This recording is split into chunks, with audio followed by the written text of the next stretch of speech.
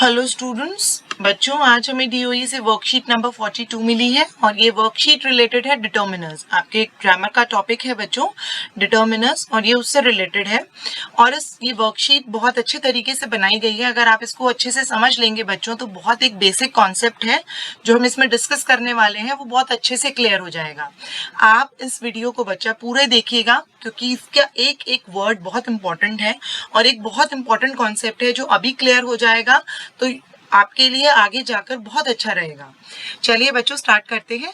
Hello students, we will learn about determiners this week. What are determiners? Let us read following examples and find out. इस हफ्ते बच्चों हम determiners के बारे में पढ़ेंगे और देखते हैं सबसे पहले कि डिटर्मिनर्स आखिर होते क्या हैं। कुछ एग्जाम्पल्स दिए गए हैं आपको, आप इन एग्जाम्पल्स को बच्चों मेरे साथ रीड करेंगे। सबसे पहला है वेयर इज द बुक। इसके अंदर आपको हाईलाइट करके दिया गया है word the, where is the book. दूसरा सेंटेंस है those fishes are beautiful, underlined word है those. There is little sugar left in the jar, little underlined है। I have 5 pencils in my bag, मेरे पास 5 पेंसिल्स हैं, इसमें 5 underlined है। इन चारों वर्ड्स में बच्चों क्या कॉमन है, कोई बता सकता है? दिमाग लगाइए थोड़ा सा, इट्स वेरी इजी। मैं आपको 2 सेकेंड देती हूँ सोचने के लिए। बच्चों इसमें ये कॉमन है कि ये वर्ड्स नाउन से पहले आए हैं। अगर आप ध्यान देंगे तो बुक जो है ये भी एक नाउन है, फिशेस ये भी एक नाउन है, sugar is also a noun and similarly pencil भी एक नाउन है। ये जो चारों वर्ड्स हैं द, दोज, लिटिल और 5, ये चारों वर्ड्स नाउन से पहले आए हैं। तो इनमें ये सिमिलैरिटी है कि ये सारे वर्ड्स जो हैं ये नाउन से पहले आए हैं और ये पर्टिकुलर उसी चीज को रेफर कर रहे हैं। द बुक यानी वो वाली जो पर्टिकुलर बुक है उसको रेफर कर रहे हैं। दोज फिशेस वो वाली फिशेस, लिटिल शुगर थोड़ी चीनी, 5 पेंसिल्स 5 पेंसिल्स, पर्टिकुलरली नाउन को हमें पहचान करवा रहे हैं कि ये वाला नाउन। अब इसी के बेसिस पर बच्चों हमें कहा जा रहा है now can you right the definition of a determiner, attempt writing it below. ये चारों वर्ड्स बच्चों डिटर्मिनर हैं, द, दोज, लिटिल और 5, क्योंकि ये हमें नाउन को डिटरमाइन करने में हेल्प कर रहे हैं, पहचानने में हेल्प कर रहे हैं। और ये हमेशा डिटर्मिनर बच्चों नाउन के साथ ही आता है। अब हम एक बार डेफिनेशन लिखने की कोशिश करते हैं इनकी। इसकी डेफिनेशन है बच्चों कि डिटर्मिनर्स वो वर्ड्स होते हैं जो नाउन से पहले आते हैं और हमें नाउन को डिटरमाइन करने में हेल्प करते हैं। ये रही बच्चों definitions. Determiners are the words used before a noun to determine them. For example the, those, little and 5।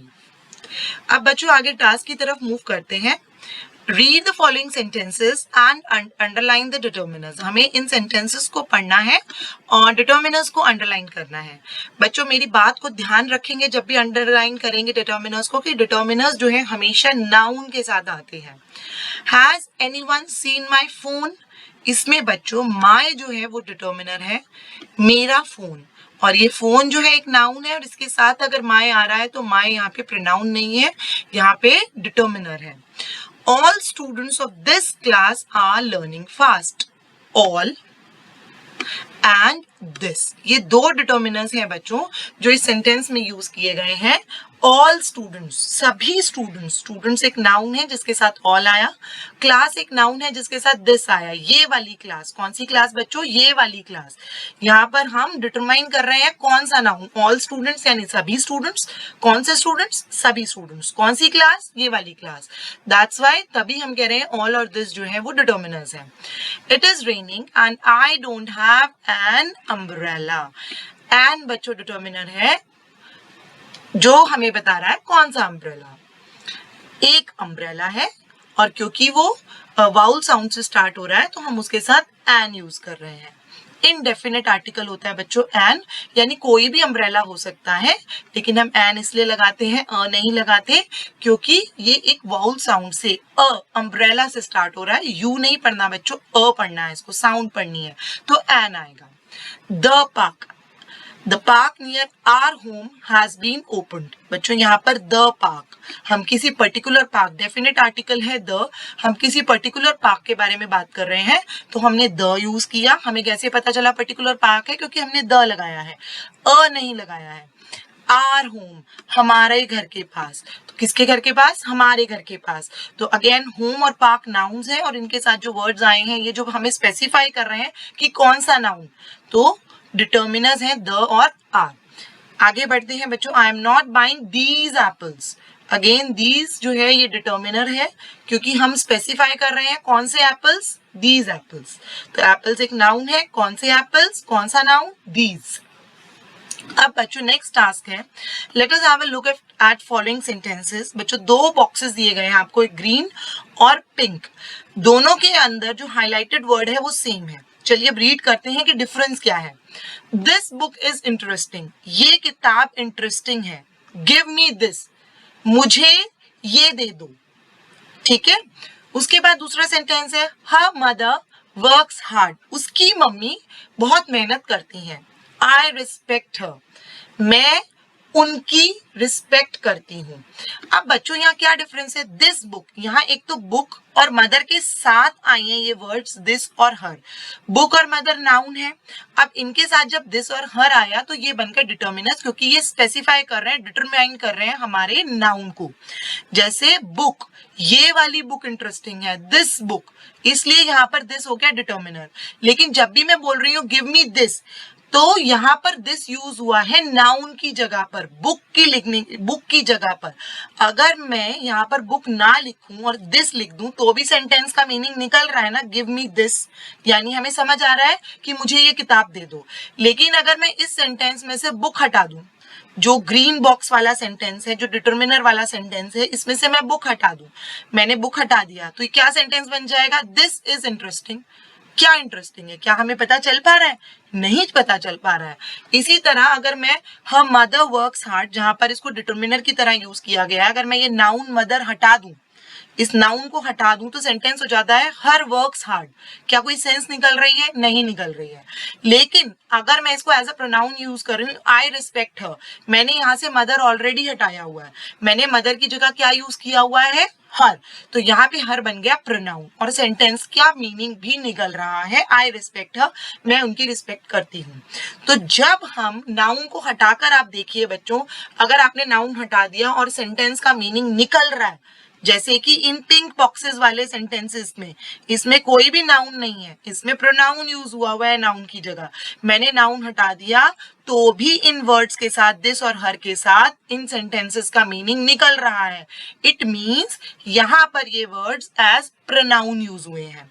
और जब भी अगर हम नाउन हटाकर किसी सेंटेंस को रीड कर रहे हैं, डिटर्मिनर वाले सेंटेंस को, तो उसका सेंस अगर नहीं निकल रहा है तो वहां पर वो word as a determiner use हुआ है।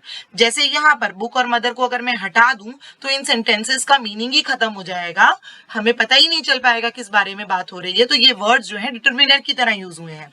तो ये डिफरेंस होता है बच्चों किसी भी वर्ड को डिटर्मिनर और प्रोनाउन की तरह यूज करने में। और पहचानने का क्या तरीका है बच्चों, कि हमेशा डिटर्मिनर जो है नाउन के साथ आता है। अगर डिटर्मिनर के बाद नाउन दिया हुआ है तो डेफिनेटली वो डिटर्मिनर की तरह ही यूज हुआ है, वो प्रोनाउन की तरह यूज नहीं हुआ है, क्योंकि डिटर्मिनर अकेला यूज नहीं किया जा सकता। ये गोल्डन रूल याद रखिए बच्चों। और प्रोनाउंस जो है वो इंडिपेंडेंटली यूज किए जाते हैं, प्रोनाउन के साथ नाउन यूज नहीं किया जाता। कर भी सकते हैं, बट अगर आपने इसको इंडिपेंडेंटली यूज किया है तो वो प्रोनाउन है, क्योंकि हम उसे नाउन की जगह ही तो लगा रहे हैं, तभी तो इंडिपेंडेंटली हुआ। आई होप आपको समझ आ गया होगा। चलिए अब आगे रीड करते हैं। Both sets of sentences are similar and have common words that are highlighted with yellow colour. दोनों सेंटेंसेस के अंदर सिमिलर और कॉमन वर्ड्स हैं जिनको हमने हाईलाइट किया गया है येलो कलर से। These words sometimes act like determiners and sometimes as pronouns. Same word एक सेंटेंस में डिटर्मिनर की तरह आ रहा है दिस, और इसी सेंटेंस दूसरे सेंटेंस में यही वर्ड प्रोनाउन की जगह आ रहा है। The words given in the pink column are pronouns because they replace nouns क्योंकि यहाँ पर वो रिप्लेस कर रहे हैं नाउन को, इसलिए हम प्रोनाउन की तरह यूज कर रहे हैं। अभी मैंने आपको पूरा समझाया बच्चों अच्छे से। चलिए क्वेश्चन 1 रीड करते हैं। How can you say that highlighted words in the green column are determiners? हम कैसे कह सकते हैं कि ये जो हाईलाइटेड वर्ड्स हैं ये डिटर्मिनर्स हैं? हम ऐसे कह सकते हैं बच्चों कि ये एक तो नाउन के साथ यूज हुए हैं, they are used with noun, और दूसरा ये इंडिपेंडेंटली यूज नहीं किए जा सकते। अगर मैं इनको नाउन्स को रिमूव कर दूं इन सेंटेंस में से तो इन सेंटेंस का मीनिंग खत्म हो जाएगा। इसलिए हम कह सकते हैं कि ये words as a determiner use हुए हैं इस ग्रीन बॉक्स के अंदर। नेक्स्ट क्वेश्चन है बच्चों, can you find more words that act as both determiners and pronouns? Make a list. हमें और ऐसे वर्ड्स बताने हैं जो डिटर्मिनर्स और प्रोनाउंस की तरह यूज किए जाते हैं और हमें लिस्ट बनानी है। बच्चों मैंने आपके लिए एग्जाम्पल्स के साथ लिस्ट बनाई है ताकि आप इसको और क्लियरली समझ पाएं। एक वर्ड है दिस, इसको हम एज अ प्रोनाउन भी यूज करते हैं और एज अ डिटर्मिनर भी यूज करते हैं। एज अ प्रोनाउन कैसे यूज करते हैं? This is a very boring book, ये एक बोरिंग किताब है। और डिटर्मिनर की तरह this book is very boring, ये किताब बहुत बोरिंग है। यहां पर बच्चों अगर मैं नाउन हटा दूं book, this is very boring, तो सेंस खत्म हो जाएगा क्या बोरिंग है।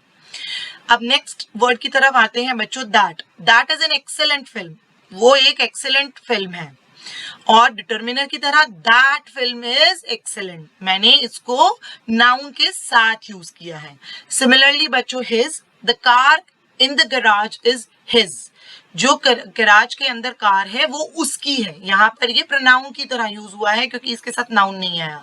His car is in the garage, यहाँ पर हिज कार के साथ यूज हुआ है, कार एक नाउन है इसलिए हिज बन गया determiner. Her, pronoun the purse on the table is hers, determiner her purse is on the table। your, pronoun की तरह कब यूज होता है बच्चों? yours is a very good hotel, तुम्हारा जो होटल है, जो तुम्हारा एक अच्छा होटल है। और डिटर्मिनर की तरह तुम्हारा होटल अच्छा है, your hotel is very good। I hope बच्चों आपको समझ आया होगा और अब आप इस वर्कशीट को कंप्लीट करके अपनी टीचर्स को सेंड करेंगे।